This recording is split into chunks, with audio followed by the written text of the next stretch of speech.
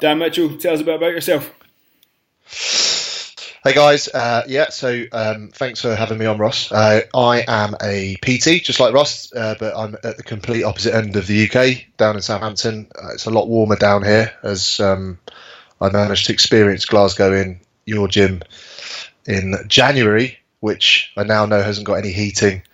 So it took me a little... We've got a little bit of heating now with the polar bears. We have to get rid of the polar bears. I was not ready for that, man. That was properly cold.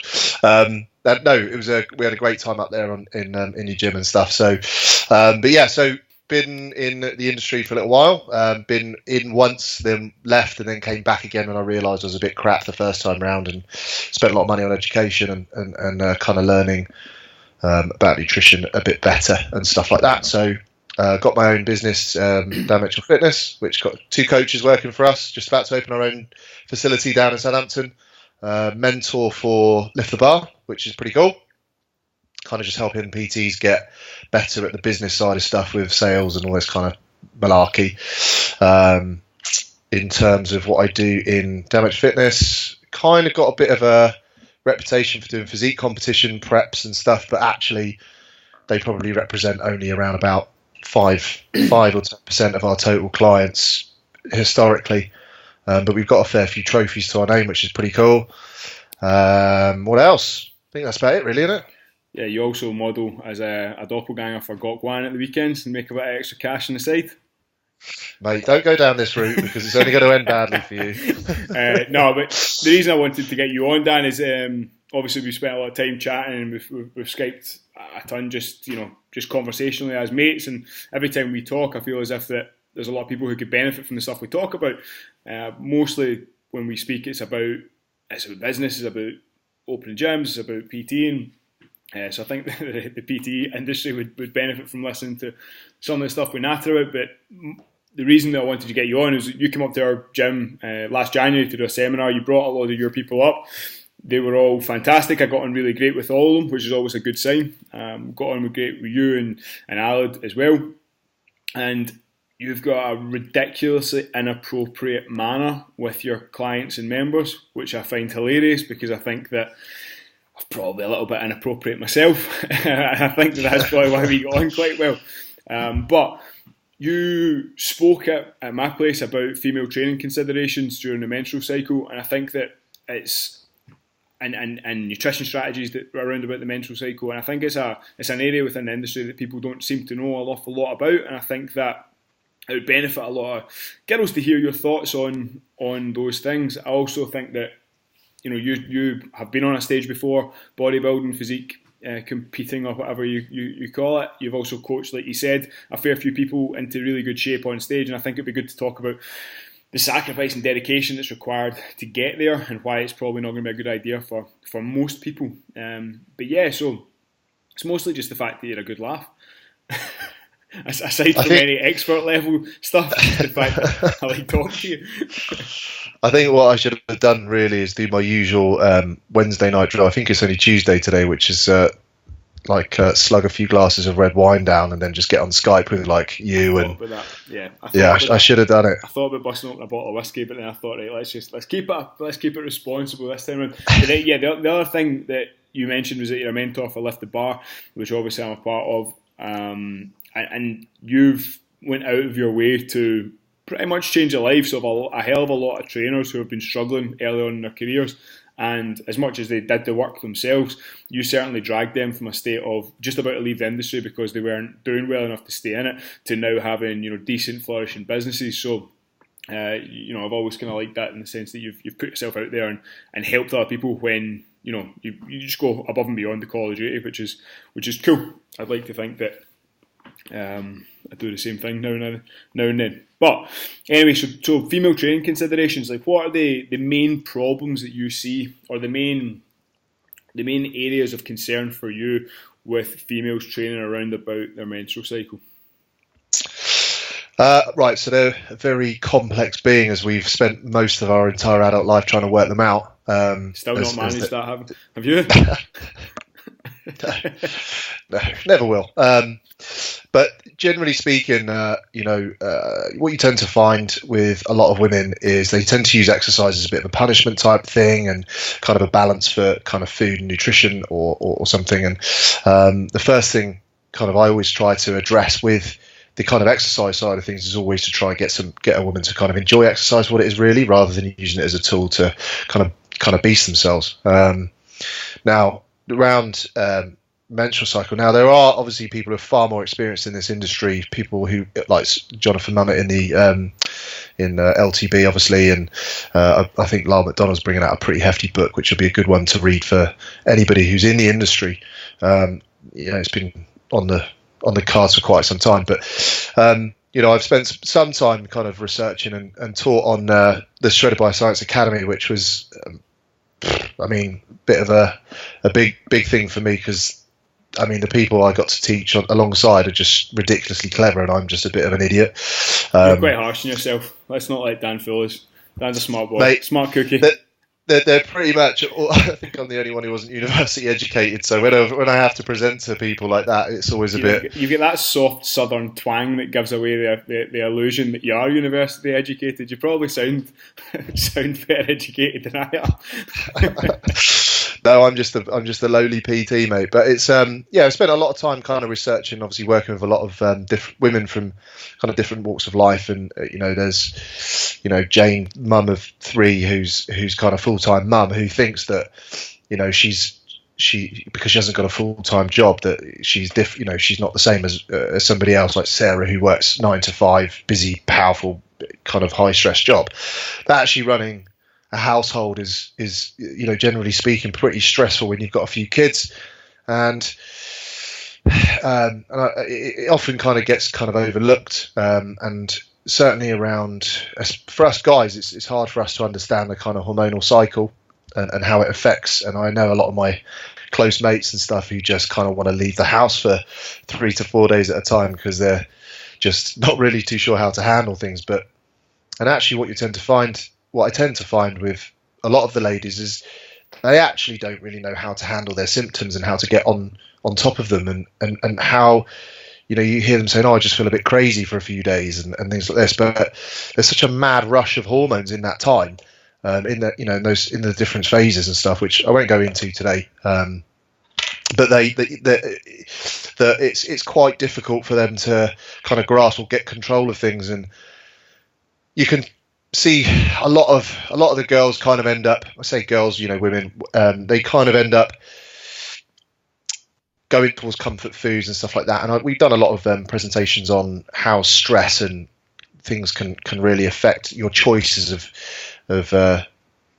food and your habits and behavior patterns in those times. And again, guys don't really tend to understand it. So in times of stress, guys kind of really reach for alcohol and cigarettes. It's kind of a scientific fact, whereas women generally, and it's a generalization because obviously there are guys who do reach for food, but it's normally an emotional response. And obviously around that time of the month, it's a huge emotional time for them because of the kind of hormonal cycle.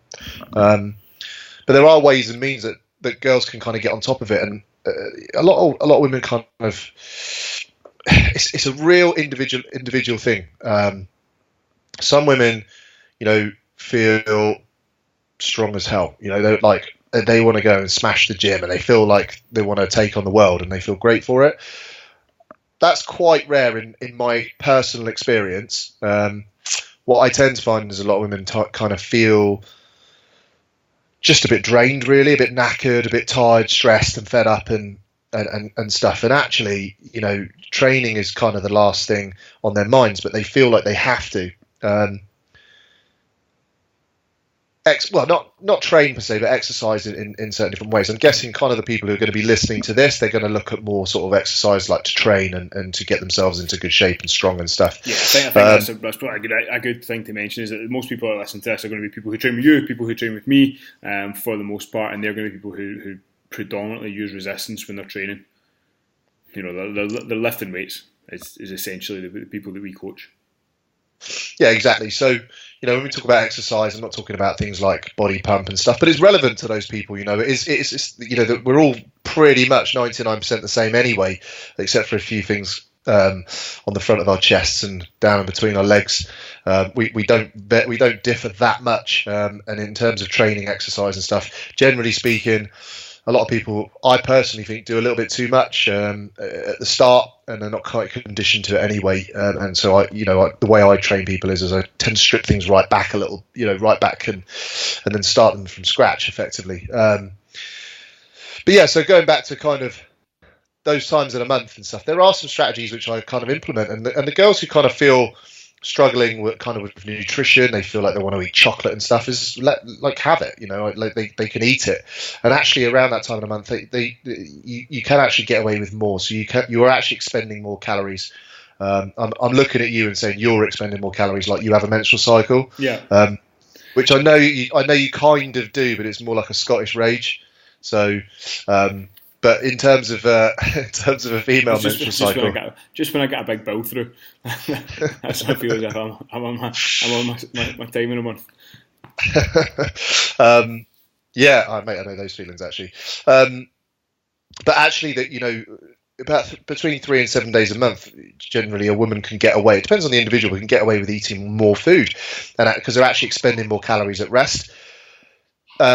Which is always a massive. I'm not going to swear because I'm not too sure whether we can on this one yet. Swear. We can swear. We can swear. Okay, cool. So I'm going to say it's a head fuck basically, because obviously you try telling a woman who's kind of hormonal, fed up, tired that she can actually eat chocolate and have more calories. She's going to lose faith in you instantly. Exactly. So there's no way that I would do that. What I would do is I'd always educate that person, say, look, these are the kind of sort of the processes behind it and the reasons behind it. And I'm not going to say that to you right now, because I'm just going to let you know that in the future you will be able to do this, and they'll be like, oh, okay. But the things we kind of try to get on top of in the first instance is run through kind of a little bit of a checklist with them and say, look, do you find yourself quite hot around that time of month? Yes. Okay, cool. So tell me the thickness of your duvet.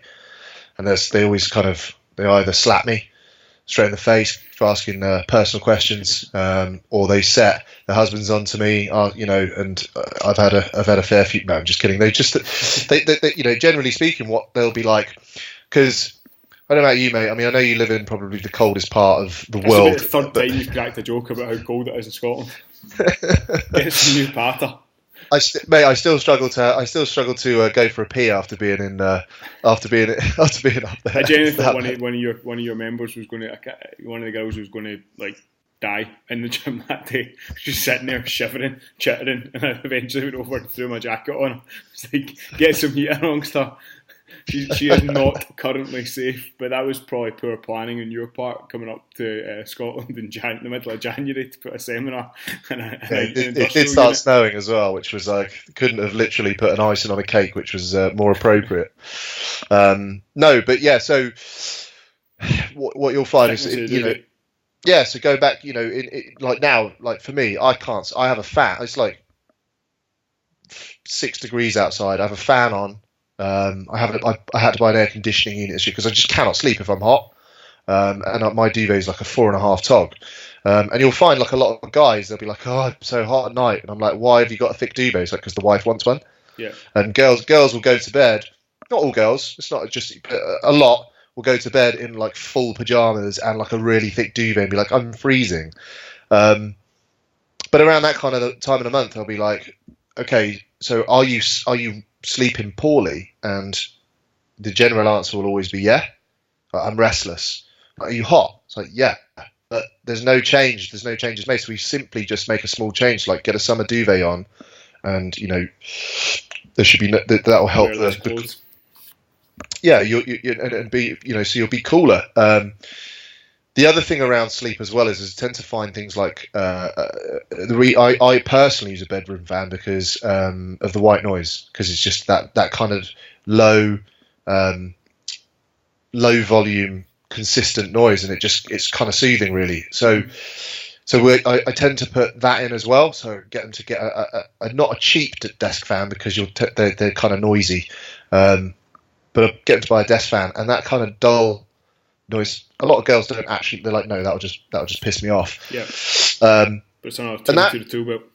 Yeah, absolutely, and that kind of helps. Going back to the nutrition side of things now, if it depends on who they are, but some girls like say, "Oh, I really crave wine around this time of the month," which is fine. I can relate to that. And girls, some say, "Okay, well, I really want chocolate," but they punish themselves if they have it. So what they'll do is they'll have the chocolate normally, and they'll eat a fair amount of it and don't kind of switch off from eating it. And then the few days afterwards, they're trying to really suppress their calorie intake, and because they feel bad for eating that chocolate. So simply because of the kind of serotonin release and all that kind of stuff that goes on when you eat chocolate, it's a nice feeling when you eat chocolate. Like, have some. And further down the line, so for example, I've got a girl who's on about 1,700 calories at the moment, and she's losing a steady amount of weight, which is pretty good. She found out she had a thyroid problem. She managed to lose 26 pounds with a thyroid problem, with massively underactive thyroid this year. So she's done amazing. It's pretty damn decent going, eh? It's good going. And after a little while, I said to her, right, I want you to start, that time of the month, I want you to start having some chocolate within your calories. I want you to go up to, I think I said 1,700. So go about 1,850, I say to her, about 3 to 5 days of the month. And like zero training. So no training at all, and just focus on active recovery. So less stress to the body, focus on getting, and then what we do is with our food is, because 150 calories of chocolate is like a lint ball, one of those small things, and it's like, or 6 M&Ms. So that's not really going to hit the spot. So I say to her, save your calories up for the evening, and then take your calories from elsewhere and have 500 calories of chocolate and just stick to that 500. And then what that kind of encourages is adherence and no kind of feelings of, it's like, you can do this, it's not going to affect your results, and you're not a bad person for having it. Yeah. And that kind of gets them around that kind of hurdle. Yeah, I think that what's important to note is the fact that, like, when people start training with you, or people start training with me, what we should be doing and what we hopefully do is educate people on what calories are and how many calories are involved in this, that, and the next thing. How many calories they should be eating to lose weight, to maintain their weight, so that when that time comes for you to then make those adjustments, they totally understand why you're making those adjustments, because they've got the foundation of knowledge there. Rather than perhaps people who might be listening to this who haven't trained with yourself or myself or other people who have educated them on it and thinking, I don't really know, why would I increase it by 150 calories? Why would she be eating 1,700 calories? Is that what I should be eating too? So I think that it's just important to note that when we talk about this, we're going off the notion that people who train with us generally understand, or they should understand, what calories are and how to kind of figure out how to adapt their calories for their goals. Yeah, I think it's true. I mean, it's always a bit of a battle, I think, for a lot of people to kind of understand, as why am I not eating 1,200 calories to lose weight? I should be eating 1,200 calories, or why does that person have that? Yeah, and it's understanding why and activity levels and all this kind of stuff. So yeah, you're absolutely right on that one. So, but yeah, so some really simple strategies that you can put in. Generally speaking, focusing on things like recovery, sleep, stressing the body less, working on habits around that time of the month, and focusing on. That's really cool. So I cut you off. Yeah, God, yeah. So no, it's all right. So I talk too much, but it's just focusing on the good habits. Is again, it's what tends to happen is that ladies tend to focus on what they're not doing, or what they've done wrong whereas actually just focus on the stuff that you can control. You can't control, the massive influx of hormones. That's just the way that we're built, or that ladies are built. So what you can control is the rest of the stuff. And then over time, you should be able to kind of balance. And I always get them to track it. It's a bit of a pain in the ass, because we obviously say, right, we want you to track your training, we want you to track your nutrition, we want you to track this, we want you to track, and now we're adding in the menstrual cycle. But it has such a huge effect on long-term adherence to a diet. Not for all. Some girls are just, I don't get one, so it's not a problem. Yeah. And some girls are like, oh my God, I literally want to kill you because you're my personal trainer and you're making me do things in the gym. So it really depends on the individual. But again, just some real simple changes that kind of often get overlooked. And I think it's it's not actually that difficult for the most part. Yeah, I think like if we you can sum that up to saying that the couple of strategies you recommend is one, getting a lighter duvet for when it is the time of the month. That's something I would never really considered, and I think is a really good idea. Not as somebody who has again ever experienced a period, but if any girls are listening who do overheat when they're in bed, then yeah, wear less pajamas, get a summer duvet like Dan suggested. The other thing that was cool was try getting an air fan or a desk fan or an air conditioning unit. I can't imagine them being amazingly cheap, but I also don't imagine them breaking the bank for most people either. And if it's going to help you on, for 1 week out of the month or the majority of a week out of every month, then it's going to be a good investment to make. Then upping your calories a little bit when your period comes, I think that's going to be a good idea, and something that will definitely fill a lot of people with, encouragement and joy at hearing.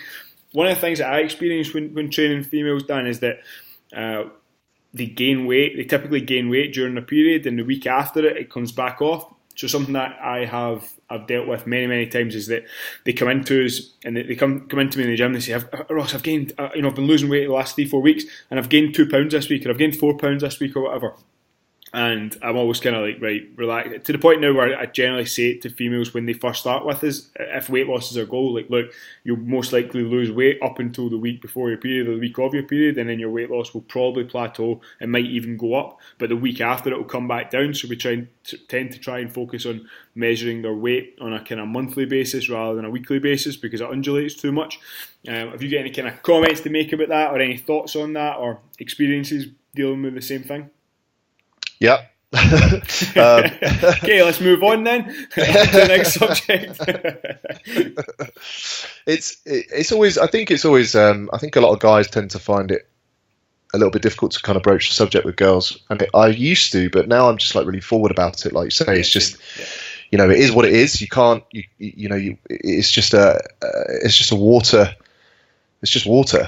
That's all it is, and girls have that really bad. Guys have water changes from stress, but girls have it from the menstrual cycle, stress, and all this kind of stuff. And it's just water. It's just understanding that as long as you see your weight trending down, or your body fat trending down with things like circumference measurements, then who really gives a shit? It's a bit of weight. I had one girl. Fortunately, she had a really kind of balanced mindset approach, to it, and really kind of trusted me, which is great. And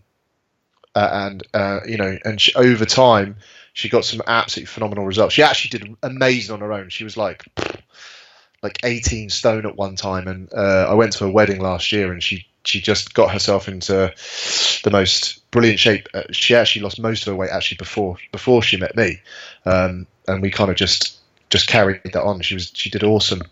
She used to gain like 8 pounds in a month, in a week. Yeah, it's crazy.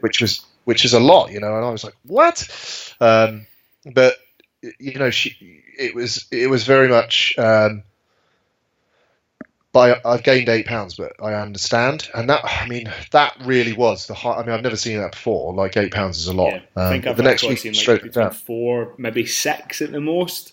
So yeah, 8 is kind of high, but I would say that kind of between 2 and 4 is pretty typical from my experiences anyway. Yeah, I think that's normal. It can be.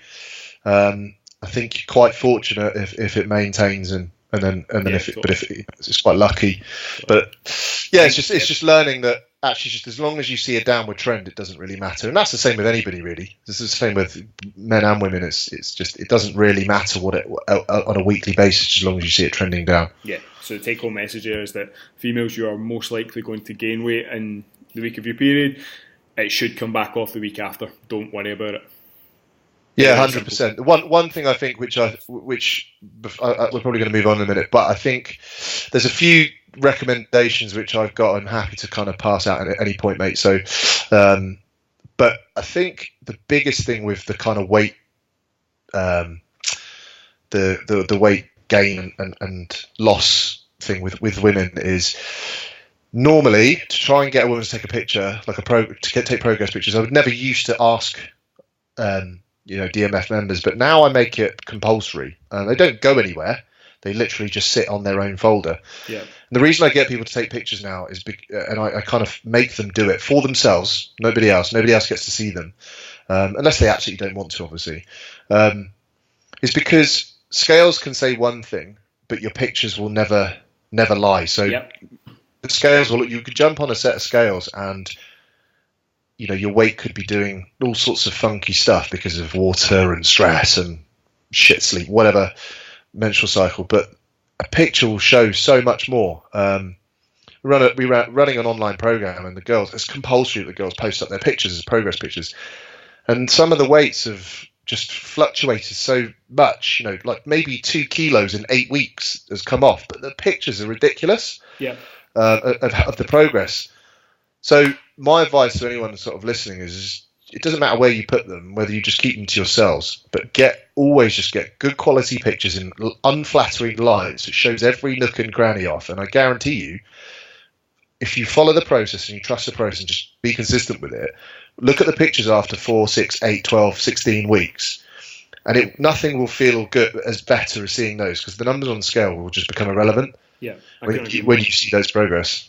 I couldn't agree more. It's something that I try to emphasise to her a lot, particularly when they first start, you know, as much as I can. More so when weight loss is the goal. We get a lot of people who come in who just want to get a bit stronger, bit fitter and stuff like that, and we get some athletes in as well. But when weight loss is the goal, it's like, listen, you need as little hiding room as possible. So, you know, you should be taking your circumference measurements, you should be monitoring your weight, you should be taking photos, but the photos are what's going to matter most, because that's, you know, it's just, it's in full colour what you look like. You can't argue with progress, you know, when it's in photo. But yeah, great points there, Dan. I think that that's probably enough about females. That was some really good information. I think there's a hell of a lot that girls can take away from that. I think we could. The next thing I wanted to talk to you about was you training physique models and bikini athletes and bodybuilders, and you know, you have an experience on stage yourself, which I don't have. I've never. It's an area of the industry I've always stayed away from. I'm not attracted to it in the slightest, and I've never really wanted or had the desire to help anybody get on stage, to the point where one of the girls I used to train, who I still got on with really well, she wanted to go down that route, and it was kind of like, right, well, there's way better people to get you there than me, because I've probably get the knowledge to get you there diet wise. I could probably train you for it, but I'm just not interested in it, and therefore I'm just not going to be able to give you what you need. But you've been there, and I think that the thing that most interests me about it, or the thing that I think is most relevant to talk about it, is how hard it is to get yourself super lean in a position where you can actually get on stage and, you know, not only look good but put yourself in a position to win. Like, what do you, in terms of like sacrifice, in terms of discipline, what do you think is required to get there? Well, I think it's probably the same as anything really, like you did with MMA and stuff. It's obviously different, and I'm not comparing the two disciplines. Well, the point in it, you know, I compete in MMA, and that I can get my head around dieting and getting myself super lean for the opportunity to assault somebody and then not be arrested for it afterwards. Right? That's appealing, right? And for people with a kind of really competitive nature and who are involved in combat sports, they'll really empathise with that. And it's just that adrenaline rush once you're in a cage or a ring that it's very, very hard to match anywhere else. I look at guys on stage, on a bodybuilding stage, and they're depleted. They've done similar stuff, right? They've depleted themselves way down. Most of them will cut their calories way down. They'll dehydrate themselves. They'll cut water, and they'll do all this stupid stuff. They've got to then walk on a stage and smile and look happy and flex. And I just can't get my head around why like that's appealing to people. I get why they want to look like that, and ultimately it's a great Facebook profile for the next 4 years. but yeah, so I get the kind of discipline there, but that's my disposition. I'm like, how can these guys smile and look happy? But anyway, sorry, I cut you off again. No, I think I can see. I've always taken a massive interest. You know, I love boxing, and I used to do a bit of Muay Thai back in the day. Got my head kicked in by a few girls. I've been there, you know, you know, but I think they probably say the same thing. You know, like, don't get me wrong, I used to be quite into bodybuilding, and I'm not so much anymore. It's not that I just kind of moved on from there a little bit. but they probably say the same thing. Like you'd want to get ripped, lean, and depleted to get smashed in the face by another bloke. I see what I mean. Do you know what I mean? It's kind of different strokes for different folks. I get it. Horses. You know, one of the main reasons I didn't do boxing was because apparently it's not cool to run around the ring screaming "not the face, not the face." But you know, it does take a lot of dedication, and I'll be honest, it was one of the most difficult things I've ever done. And I did it, you know, I'll level with people. I did it because at the time I took an interest in my physique. I was the reason I kind of got into the kind of training side of things was because of low self-esteem and loads of boring, non-interesting reasons, but you know, they were my reasons at the time. And then somebody just turned around to me one day and was like, you know, you're big enough to do physique, you should do it. I was trying to get back into the industry in a proper way, and I wanted to figure out kind of how. I'd already helped a few girls do bikini competitions at the time, and I wanted to prove a few people wrong, so that's kind of why I did it. And I did it, and I think I was quite fortunate to get a trophy. I probably wouldn't have done if I hadn't split the categories up.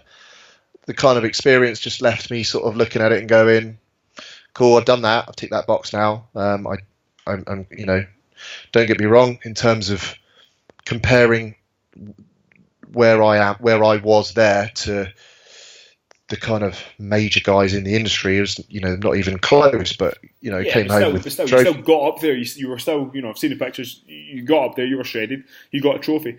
So you don't need to, you know, kind of talk yourself down from that. But what, in terms of like the sacrifice, like talk me through like how you got there, like what the kind of 8, 12, 16 weeks were like in the lead up to it, and how difficult was it for you? Well, I did it wrong. I didn't leave myself enough time. I thought I started out leaner than I was, and I had to put myself in I coached myself, which is something I would never recommend anybody to do. Again, certainly not for the first time. And I would always say, it sounds a bit like, hey, I'm pitching for business here, but I'm really not. It's hard because you're always questioning yourself and second guessing yourself. And I think it's because I was always wanting to change my training. I was always, and I ended up just doing too much, and I just ended up burning out completely. Like I remember the sort of 10 days leading up to the sort of final day, I was a complete mess, like just knackered, just way overdone. And there was a bit of an awkward sort of social situation. I hadn't really spoken to my parents for about a year, and we ended up going around there. And we kind of started talking again, and all me and my other half were a bit nervous. I ended up getting quite pissed because, no, nothing like me at all, mate. So yeah, I didn't probably step on as probably as lean as I was. But yeah, it is tough, I think, and I think what most people don't do, most people come to us and go, oh, hey, I've got a competition in 8 weeks. And you're like, and they don't really understand. So people like 3D Muscle Journey, you know, the real kind of top guys in the industry, coach and stuff like that. Yeah, and kind of Eric Helms and those guys, they have a minimum term of something like 24 weeks. Mm-hmm. So it could be a period of 12 weeks, 8 weeks, and then a diet phase of 16 weeks. And this is where I would say most people go wrong. They don't give themselves enough time to get themselves in shape. And, you know, you're coming up against people who probably more experience or might be taking stuff to kind of accelerate their results or whatever.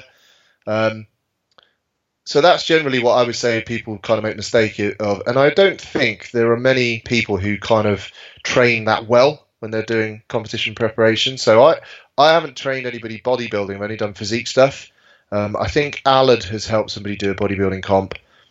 And we've done a lot more bikini girls. But it's all the same. They never leave themselves long enough. And I think natural bodybuilding, you have to diet for a long time. And I would say even physique now, because those guys are like really, really lean. The biggest thing I think I had to sacrifice, my social life, you know, all my good mates, we like to get together and we like to have a fair few beers. It's just the way I'm built. And I'm happy and comfortable with that. That's kind of who I am as a person. And I couldn't be around people at that time, like couldn't even go around my best mates and watch football because he'd have a few beers, and I find it really difficult. If we were watching a game and stuff. So yeah, it was boring. But then I'm naturally just not a particularly disciplined person in many respects. Like I love my sport. I love doing multiple. I've got loads of different interests in different sports and stuff. And if I have a goal, I'll make sure I get to it. But I'm probably not as disciplined as somebody like yourself. So, whereas if you had a fight to diet for, you'd probably, and you had a night out, you'd probably go on that night out, but you just, you wouldn't have a few drinks. You would just be sensible. That's what I used to do. I used to drink to drive, and I still do that a lot now. And I think that for I think bodybuilding and fighting are a little bit different, because bodybuilding, you've just got to look your absolute best. Fighting, it doesn't really matter what you look like. You've just got to make that weight. So I think you have to be a lot more strict diet-wise and training-wise in bodybuilding, because you have to make your body look a certain way, whereas with combat sports, you kind of just have to get your weight down. So a lot of people can do that really stupidly, and just sauna off all the weight, or salt bath off a hell of a lot more weight than they should. But we get that as well. I used to get that a lot. I don't so much get it anymore, but a lot of fighters will come in and be like, right, Ross, I've got a fight in 8 weeks. Can you train me? And I'm like, well, there's not really anything we can get done in that time. For me, again, it's different for the bodybuilding, but for me, for mixed martial arts and combat sports, the best work is done miles away from the fight. It's about drilling movement patterns. It's about making sure that the weaknesses and imbalances are addressed, and a really good foundation of strength is built. And I think that when people come to you come to me close to a fight, you're teaching PE. It's kind of right. We're just burning calories here. You're in a calorie deficit. You're not going to be getting any stronger, really, unless you're still really new to lifting. So yeah, I can kind of relate to that. People get in touch with you when they've just taken on a comp, saying we've got 6 weeks before this comp. But you mentioned earlier that when you kind of try and steer people away from going down the bikini route or down the physique route, when they come to you, like how do you broach that situation when it comes up? How do you deal with it when it arises? Yeah, so I think it was on SBS Academy in Eric Helms's module when he said the kind of people who are kind of geared more towards doing bikini and physique competitions are kind of, a lot of people have had issues with food in the past. And, I've coached a lot of girls who have come to me and they're like, yeah, I want to do a bikini competition. And you go delve into a bit of their history and stuff, and you're like, And when you say, just to make that really clear, when you say issues with food, you mean eating disorders? So borderline, got to be within our remit of what we can kind of coach. So, I've helped a lot of girls with who kind of binge eat and things like that with some strategies and stuff, and it's worked. I've been pretty successful in that respect, which is great. But again, if it's like full blown, then you've got to refer them out. But generally speaking, girls come along and they're like, I want to do a bikini competition. You delve into why and where they're at, and they're just not ready for that. And it's just a kind of very obsessive, and actually they should be, and again, this is a massive generalization, but it's like, get happy with your body. If you've got body issues, don't do a bikini competition. If you've got food issues, don't do a bikini competition, because you're going to be more restricted. You're going to be, putting your body, into a big calorie deficit. And if you aren't consistently kind of eating well now, or training in a sensible manner, the bikini competition probably isn't for you. Guys, generally I don't tend to see as much food issues and things like that, so tend not to worry. But again, I haven't had many physique guys recently for a long time. So yeah, I don't think with the guys it's just attract girls, isn't it? Yeah, that's just got to that chase. That's why you get lean. That's why you get shredded. The only reason I did it is so that I could get really, really orange and have my picture taken. That was it. Yeah. I'll never forget that day. I'll never forget the day stood in a spray tan booth with a little pair of black see-through pants on. It was literally the best day of my life. And I'm hoping the sarcasm comes across in that. I just can't. I'm just imagining you. Mate, don't. It was horrific. I don't know if I'm going to get rid of that image. I'll send it to you later, mate. You'll have it forever. Listen, I mean, I'm not trying to completely deter. I think for some people it's fine. There's no issues there. But, what I try to sort of see, if somebody's never really kind of got themselves lean before, because getting that lean isn't great for women. The menstrual cycle stops, which... I mean, generally speaking, it comes back fine as long as you do things in the right manner. You give them enough time, and I spoke to a girl at the weekend, and she said I want to get down to like something like 14% body fat. I said, why? She said, I just want to be shredded, and I kind of jokingly said, do you want kids? She said, I've already got one, I don't care about my fertility. And I just put my head in my hands and said, and it was just, I was out with one of my mates, I just put my head in my hands and like, this conversation's done. I can't help you. Like, there's nothing I can give, there's nothing I can say that's going to, help where your head is at. You need more than a quick conversation in a pub with a couple of guys to sort out whatever's going on there.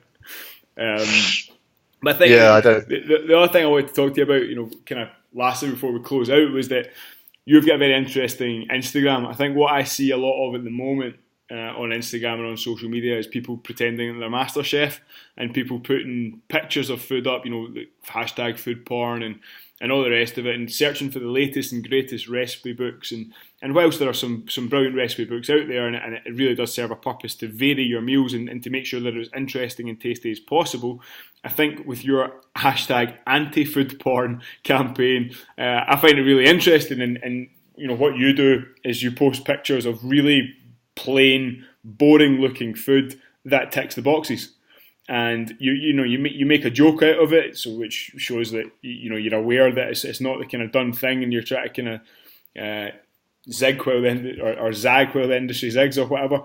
But just talk us through a little bit about that. So, like, why do you think it's important for people to use anti-food porn, other than just get a laugh and annoy people?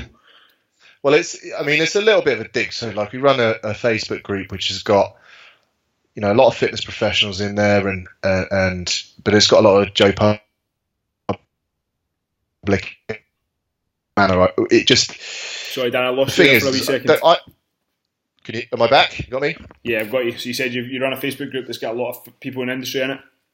Yeah, it's got a lot of people who are into fitness, a lot of people who want to lose weight and all this kind of stuff. And I think, so, I have a bit of banter with my colleague Alad and stuff, because he does make some great looking food, and, he's quite a bit of a foodie. He likes to cook and stuff, whereas I'll be honest, I don't really get time to cook, and I'm lucky that my other half does all the cooking for us. And she does make some pretty damn good food. She did her own recipe book, which is wicked. But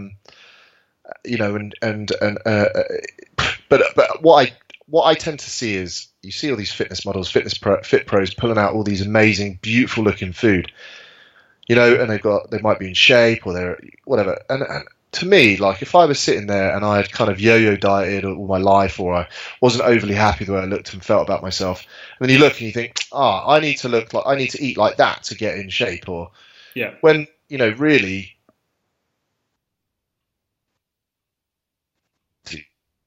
I think, whilst it's been scientifically proven that the nicer looking food is always going to make you more encouraged to eat it, I agree with that.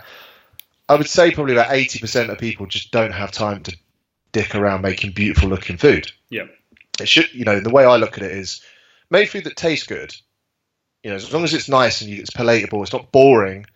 We're not big proponents of the chicken and rice clean eating crap, because it doesn't make sense really for most people. But making food easy to kind of make, but also make it taste good, and make sure that you've got enough prepared. Food prep is something which most people struggle with, and I think if they got on top of food preparation, especially those people who have busy lives, socially or work, kids, whatever, if they just said, right, I'm going to dedicate 2 days a week to food prep, it doesn't matter what that food looks like, because at the end of the day, you could have 3 really gorgeous looking meals a week or something where you've spent time on, make a bit of a thing of it, spend a bit of time with your other half in the kitchen, whatever the fuck you want to do. That's cool. But for the most part, like I literally just slam some eggs onto a bit of toast. Yeah. It tastes like eggs to me. It doesn't need to look like Gordon Ramsay's made it. It's just eggs. And that's the way I look at it. But if you get a boring looking steak, that's quite heartbreaking. So I can, I do understand that, but it's just, I think it just is a little bit of times when the fitness industry sends out the wrong message, and I think that's one of them. Is you don't have to have the most gorgeous looking food to get in shape or to stay in shape or to make it part of your lifestyle. Not to say that, but also, it is important to spend a bit of time and actually take care of your food at the same time. It sounds a bit. It's not. You're going to say it sounds contradictory, but I get what you're saying, and I agree with it. I think that it's really important for people to have really simple, convenient, healthy food options that they can turn to. For me, like chicken and microwavable rice is one of those things, or salmon and microwavable rice. It's like 3 minutes, done. I've got a plate full of protein and carbs that I can get in my system with some fat in it as well. It's, happy days. It doesn't take any time to prepare. It's just 3 minutes in the microwave and it's done, or a couple of minutes in the microwave. So I think that's kind of ties in with your anti-food porn, and I think you're right. I think that for people, particularly who haven't started on their journey yet, it's a barrier because they think, I can't afford making food like that. I don't have time to cook that sort of stuff, or I don't have the resources. I don't have the money to go out and buy the ingredients for stuff like that. So yeah, that's what I like about your kind of anti-food porn campaign, as much as it's just a dig at Allied. Yeah, well, you managed to do the typical Scottish thing there of just literally summarising a 20-minute yap on from me in about 2 minutes there. So it's absolutely spot on, mate. It's just like you say, it's a barrier, and I think this whole fitness and being in shape, being fit and healthy and stuff, it's our job to kind of break down those barriers and not put them up and say, like, it's great that people, and I'm not like, Ala's my colleague and a good mate of mine. I'm not in one bit. It sounds like I'm slating him, but Alad's, apart from the fact he's Welsh, but I'm only joking. Nothing against Welsh people, but you're slating the Scots. So you're English. I probably slated you. So let's get the Welsh in there as well. But he's into good beer. He's into good coffee. That puts him in good books. In my good books. He's not into good beer. That's where I disagree with you. Mate, I do not get this the craft beer crap, man. It's not good. There's nothing better than a German lager. That's just to get a German lager. No, it's because Alan's older than me. Is he? Yeah. Maybe it's not an age thing. Maybe it's just a cool thing. You're just not cool enough.